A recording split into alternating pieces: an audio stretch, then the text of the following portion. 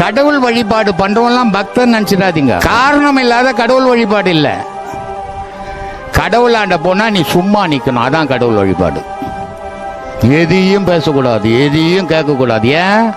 படைச்சவன் அவன், அவனுக்கு தெரியும் உனக்கு என்ன கொடுக்கணும்ட்டு. அதனால தான் சொன்னார், அருமீன் அருமீன் ஆசையை அருமீன், ஈசனுடன் இருப்பினும் ஆசையை அருமீன்.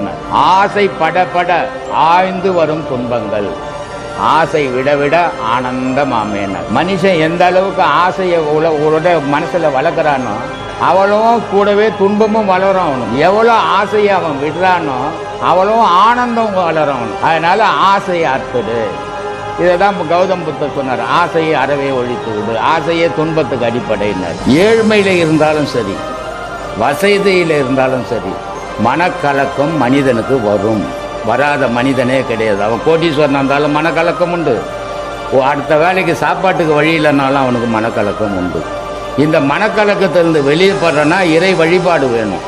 அந்த இறை வழிபாடு எப்படி இருக்கணும்? புறத்தில் ஒரு வழிபாடு, அது பக்தி. அகத்தில் ஒரு வழிபாடு, அது ஞானம். இந்த அக வழிபாட்டுக்கும் புற வழிபாட்டுக்கும் என்ன வித்தியாசம்? புற வழிபாட்டில் ஒரு சிலையை வச்சு இது இறைவன் அப்படின்னு வழிபட்டுன்னு, அதனால மனக்கலக்கம் போறதில்லை. ஆனால் அக வழிபாடு தனக்குள்ளவே இறைவன் இருக்கிறான் அப்படின்னு தேடும்போது மனம் உறுதியாகுது. எந்த கலக்கத்துக்கும் அது கலங்கிறதே இல்லை. மரணமே வந்தாலும் அது கலங்கிறது. இளமையில் ஆன்மீகம் தேடணும், முதுமையில் ஆன்மீகம் தேடுறதில்லை. ஆன்மீகம் முதுமையில் ஆன்மீகம் முடியாத தனம்.